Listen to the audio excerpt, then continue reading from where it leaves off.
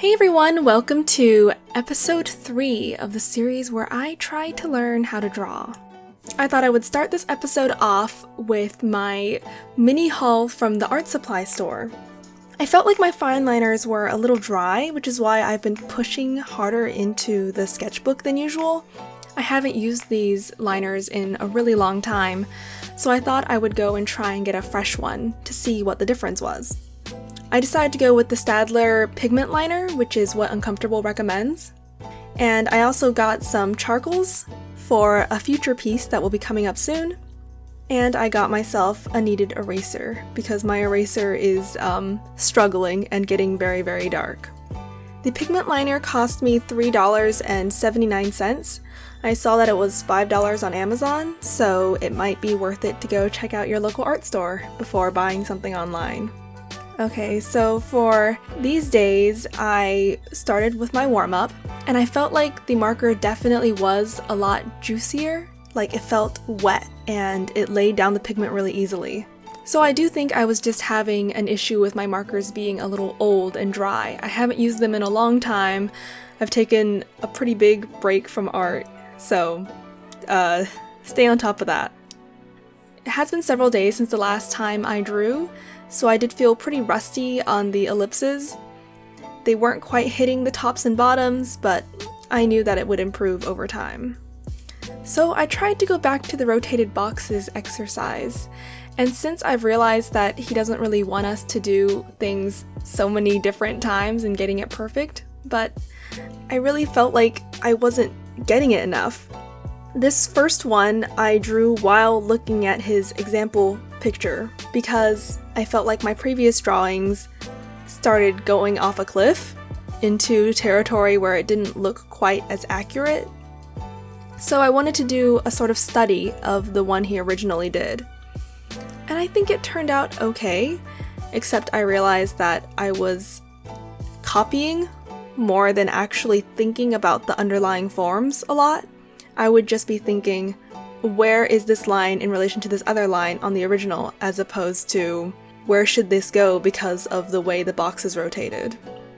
So then I tried to do one last rotated box exercise all on my own without the reference. And I think it turned out okay. I'm getting the rotations more than before. Like if you go back and see the last rotated box on my previous video, the horizon lines on the outer two boxes are kind of parallel. They're pretty close to each other when they should really get sharper as they go toward the edges. And I think I'm starting to really incorporate that now that I'm more aware that it's happening. And I think just practicing it more made my drawings clearer and cleaner, because I didn't have to experiment with the line placement so much. Because before, I wasn't sure where to put the lines, so I put a couple, and that just made everything really messy. And finally, I'm moving on to the organic perspectives exercise. And as you can see, I'm very puzzled as to where to start. The first time I tried this, I tried starting at the small end and working my way up to the larger boxes, which aren't really larger, they're just closer, so they look larger in comparison. And it's just a mess trying to draw these boxes, trying to draw them bigger, and then I realized that I put a bigger box behind a smaller box, which makes no sense, and that was just a mess, and I felt like I couldn't continue. And so I tried again. This time I start with the larger box and immediately mess up the perspective on that. I don't know what happened. Everything just looks so wonky. I feel like I completely forgot how to draw, which isn't great. And also, I went so small on the boxes so fast, and that meant I couldn't go any further. And this was getting really frustrating, and it was taking forever. And I don't know, for some reason it was so difficult. And there, immediately, it just went 100 to 0 like that on the size. And here I tried to map it out, like, by this point I want it to be this size, and by that point I want it to be that size. And immediately I mess it up by drawing one that's way too small in between the bigger boxes. Oh my gosh. It was, I don't know. I was intimidated by this exercise and I thought I would be prepared, but I wasn't. Like, they all just look really bad. And so I just tried again. And none of these boxes even look right, which I have no idea what happened. I just felt like I couldn't draw them. I felt like I completely forgot how to draw boxes.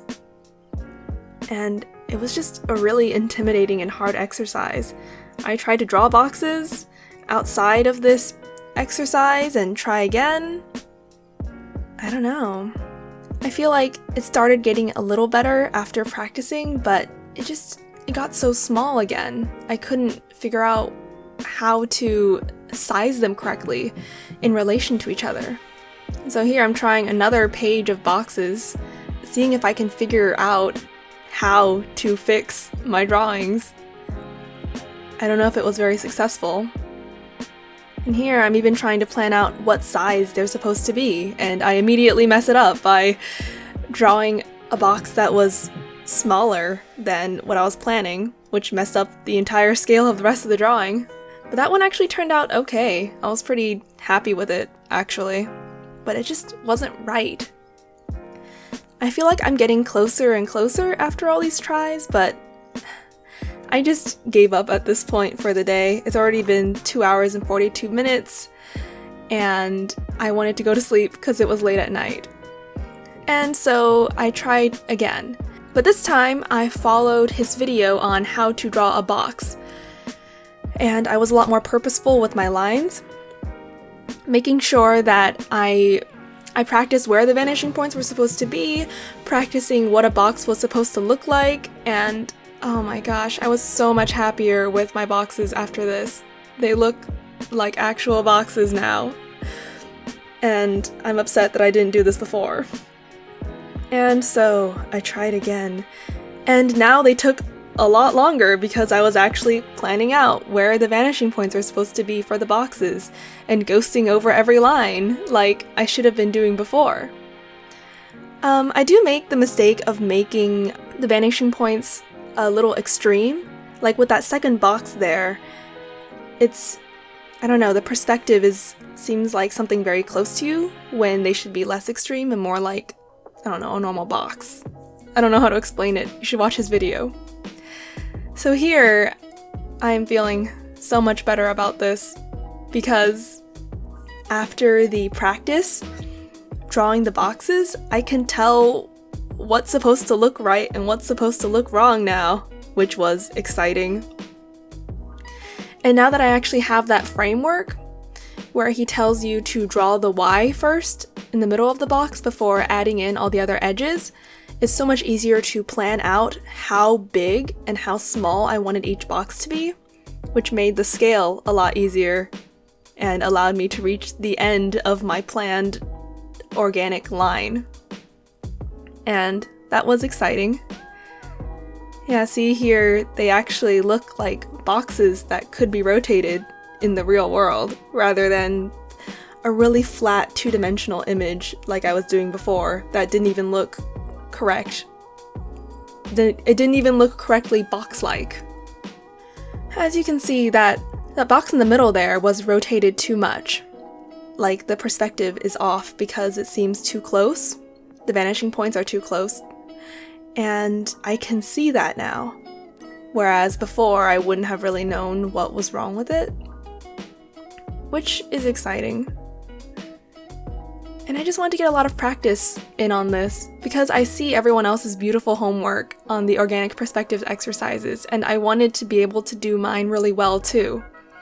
And now I feel like I might have done it too much, but I'm glad I got this practice. I don't know if I went as compositionally creative as he maybe wanted us to do. In his example picture, there's lots of floating boxes, ones that aren't necessarily touching the line right through the middle and stuff like that. I don't know if I was quite ready to experiment with stuff like that. But I think I'm pretty happy with how these boxes turned out. I decided to go for some boxes that were a little bigger, a piece that was a little bigger, so I could put more detail into it and show more nuance between the sizes of the boxes. And I really liked how these turned out. I was able to go from really big, bigger than I've done before, to really small, and really show all the intermediary stages in between, which I thought was really cool. And here, when it curves out, I actually make the boxes bigger and then smaller again, which I feel like really added an extra dimension. And I thought this looked cool. And last of all, I decided to do a portrait, and starting in pencil and going into ink. It was hard. I don't know, I'm not very well versed in doing portraits, doing any sort of drawing, really, or doing pen. I don't know, I'm not good at any of this. But I decided to go and try it and practice. I feel like it looked better before I inked it, probably because there's a lot of lost lines, lost edges, where the brain can connect where it is without me having to draw it. And if I only stayed there, then I would have, I don't know, I never would have improved. Now I realize the places where I did it wrong, the places where I should have shaded differently, because I had to actually place down one solid ink line.